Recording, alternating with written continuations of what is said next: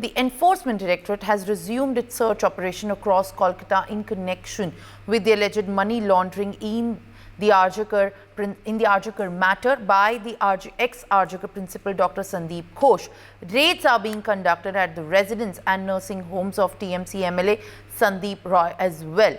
Joining me to share more details is my colleague Renik at this point of time. While we can understand that there are, of course, developments that are taking place as far as the probe is also underway by the CBI. Now, the CBI is interrogating both the accused, also including the officer, the SHO, who had helped in tampering with the evidence, and also the man in contention ever since the infamous and the brutal rape and murder has in fact taken place on the eve of August 9.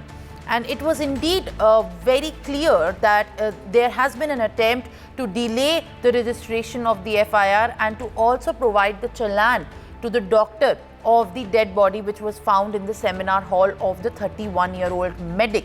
But what's actually rather shocking is the part that how, until what extent both of these two accused have tried to, distort the investigation and also mislead the mislead other people who have been also a part of this entire crime.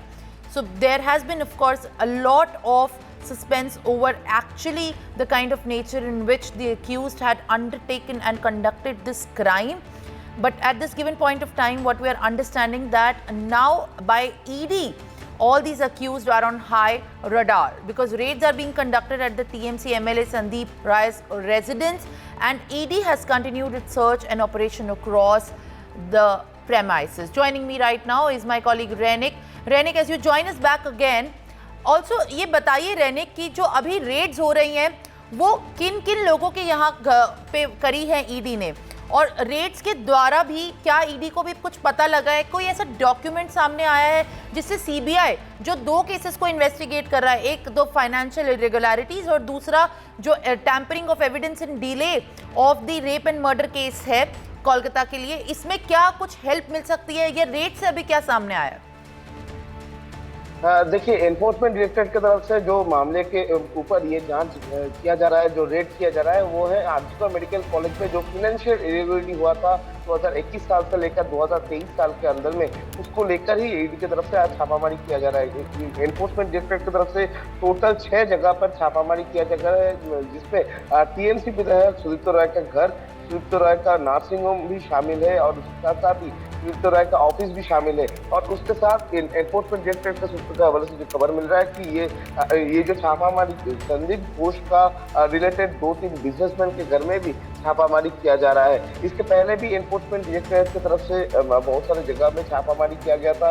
2 बार छापामारी का घटना घटा था। पहले बार तो संदीप घोष के घर में से लेकर 12 जगह पर छापामारी किया गया था। इसके बाद 6 जगह पर छापामारी किया गया था। इसके बाद आज फिर से और 6 जगह पर छापामारी किया जा रहा है। ये भी पूरा कनेक्शन, पहले तो संदीप घोष के साथ प्रशांत बंदोपाध्याय और जो बिजनेसमैन है उनका जो कनेक्शन, ये कनेक्शन ईडी की तरफ से ढूंढा गया था। उसके बाद ही सुदीप्त रॉय का नाम सामने आया। टीएमसी विधायक सुदीप्त रॉय, कामरहाटी का रहने वाला सुदीप्त रॉय, उनका कनेक्शन सामने आया। उसके बाद ही सुदीप्त रॉय के घर और ऑफिस में इससे पहले छापामारी किए थे एनफोर्समेंट डायरेक्टरेट, और आज भी सुदीप्त रॉय के घर और सुदीप्त रॉय के जो नर्सिंग होम है बीटी रोड के ऊपर, उस जगह में ये छापामारी किया जा रहा है एनफोर्समेंट डायरेक्टरेट की तरफ से। ईडी की तरफ से सूत्र के हवाले से खबर मिल रहा है कि ये जो सुदीप्त रॉय और उसके साथ सुदीप्त रॉय के साथ ये संदीप घोष, ये दोनों का इंटर कनेक्शन है। और जो फाइनेंशियल करप्शन हुआ था उसको, उसके अंदर में ये दोनों शामिल हो सकता है। जो फाइनेंशियल ट्रांजैक्शन हुआ था दोनों के बीच में, उस पर भी